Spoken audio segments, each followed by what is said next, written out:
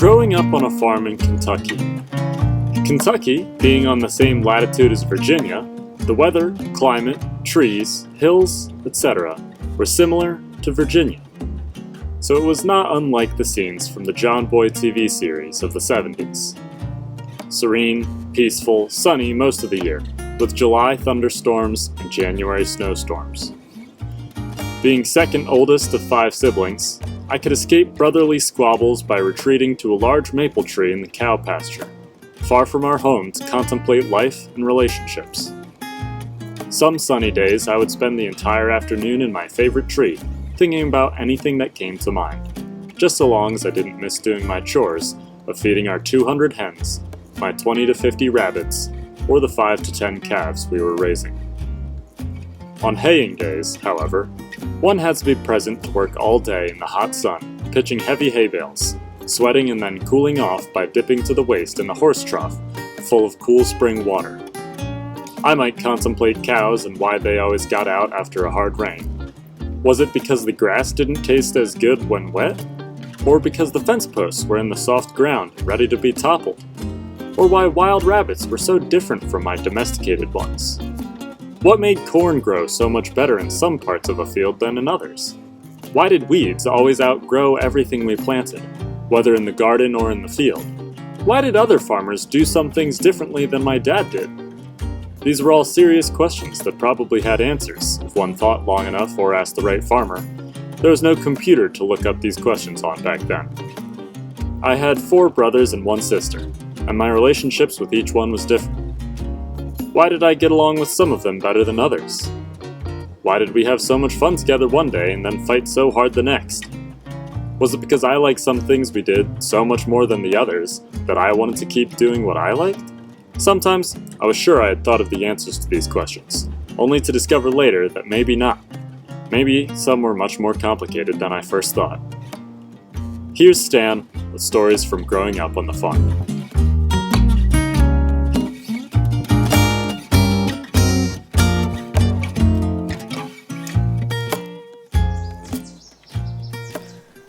When I was 5, my brother Frank was 6, and our neighbor Stephen Gregg was 7 years old. And we got together and played all day long, and then we decided about 4 o'clock that we wanted to go camping then.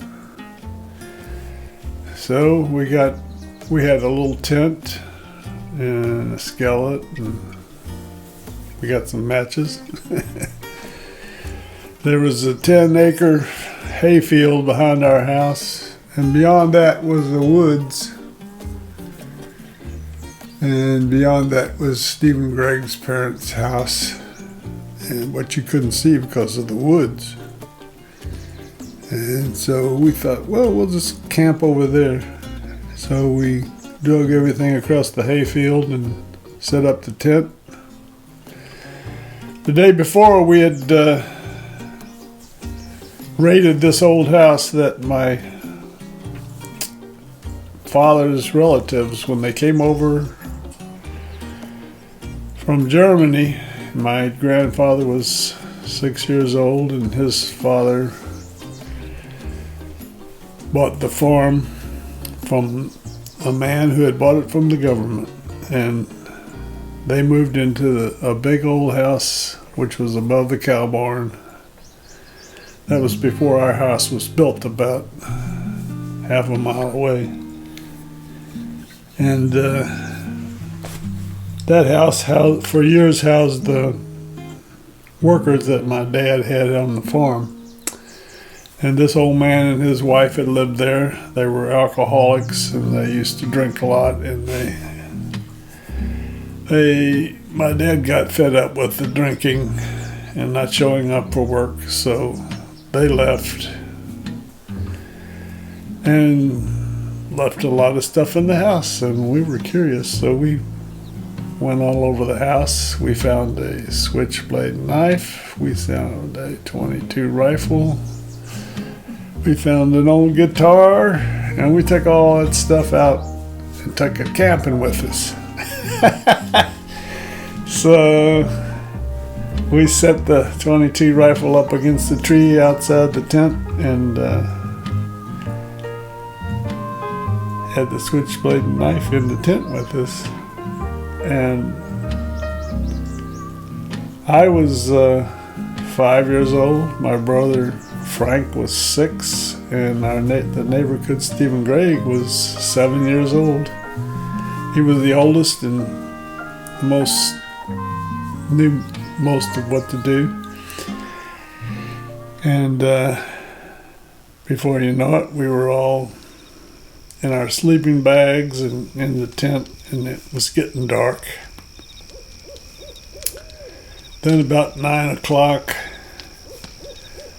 this owl came out and started, making the sounds that owls make. It's kind of like, it almost sounded like the word who, like he was somebody out in the woods talking. But he was up in the tree pretty near the tent, and I kept thinking about that owl, and then he would go, "Woo!" And I couldn't go to sleep, being the youngest, and my older brother just kept ridiculing me, which didn't help my anxiety any. And before you know it, they were taking me across the hayfield back to the house. The next morning, my brother and his friend Stephen were all upset because somebody had stolen their 22 rifle, and that switchblade knife was gone also in the middle of the night. Who could have done that? Who knew about it? Finally, we decided it had to be my dad, because he was the only one who knew we had those things. And I was like, wow. I didn't hear him do it. Of course, I forgot that I wasn't even in the tent at that time. But that was a good memory from being 5 years old. And little did I know there were many stories and things that were going to happen while I was growing up on the old farm in Kentucky.